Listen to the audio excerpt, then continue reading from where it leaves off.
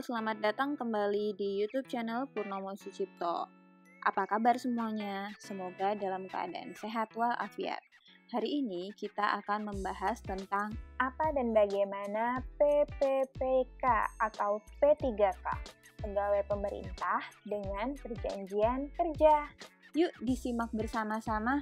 Secara pengertian, P3K adalah WNI yang memenuhi syarat tertentu yang diangkat berdasarkan perjanjian kerja untuk jangka waktu tertentu dalam rangka melaksanakan tugas pemerintahan. Jabatan yang dapat diisi oleh para P3K yaitu jabatan fungsional, jabatan pimpinan tinggi tertentu baik pratama, madya maupun utama, dan jabatan lain yang ditetapkan oleh Menteri Pan-RB. Sepanjang bukan jabatan struktural, namun melaksanakan fungsi manajemen pada instansi pemerintah. Cara penetapan kebutuhan P3K.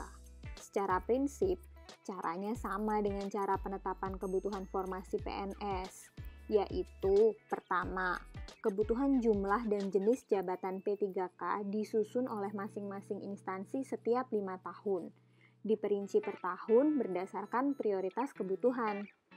Kedua, kebutuhan dimaksud kemudian diusulkan kepada Menteri Pan-RB untuk ditetapkan.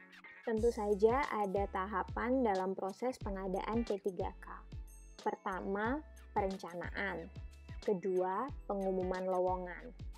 Ketiga, pelamaran. Selanjutnya, proses seleksi yang terdiri dari seleksi administrasi dan seleksi kompetensi.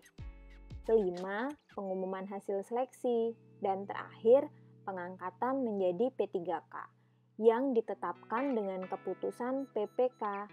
Adapun keputusan pengangkatan ditetapkan setelah penandatanganan perjanjian kerja oleh calon P3K. Seperti pegawai pada umumnya, tentu saja ada penilaian kinerja bagi P3K. Penilaian kinerja ini dilakukan berdasarkan perjanjian kerja yang telah ditandatangani, dengan memperhatikan target, sasaran hasil, manfaat yang dicapai, dan perilaku pegawai. Penilaian juga dapat dilakukan dengan mempertimbangkan pendapat rekan kerja setingkat dan bawahannya. Tentu saja para P3K berhak atas gaji dan tunjangan yang berlaku sesuai dengan ketentuan peraturan perundang-undangan yang berlaku bagi PNS.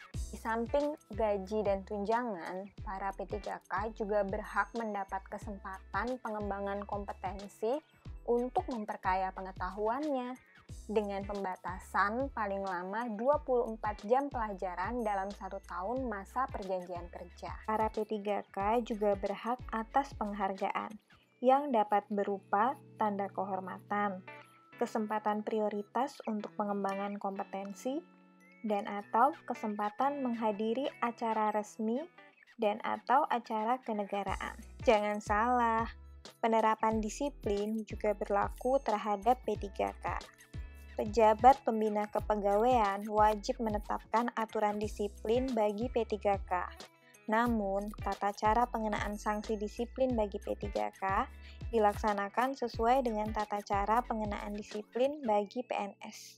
P3K juga dapat terkena pemutusan hubungan kerja. PHK dapat dilakukan dengan hormat tidak atas permintaan sendiri, maupun dengan tidak hormat. PHK dengan hormat diantaranya karena mencapai batas waktu berakhirnya perjanjian kerja, meninggal dunia, dan mengalami perampingan organisasi yang mengakibatkan pengurangan P3K.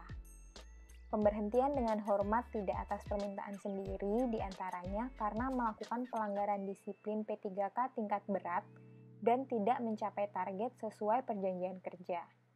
Adapun pemberhentian dengan tidak hormat diantaranya karena dihukum penjara atau kurungan berdasarkan putusan pengadilan yang telah berkekuatan hukum tetap karena melakukan tindak pidana umum dan menjadi anggota dan atau pengurus partai politik. Terakhir, pengaturan mengenai perlindungan bagi P3K. P3K berhak mendapat perlindungan berupa jaminan hari tua, jaminan kesehatan, jaminan kecelakaan kerja, dan jaminan kematian yang diberikan sesuai dengan sistem jaminan sosial nasional. P3K juga berhak mendapatkan bantuan hukum.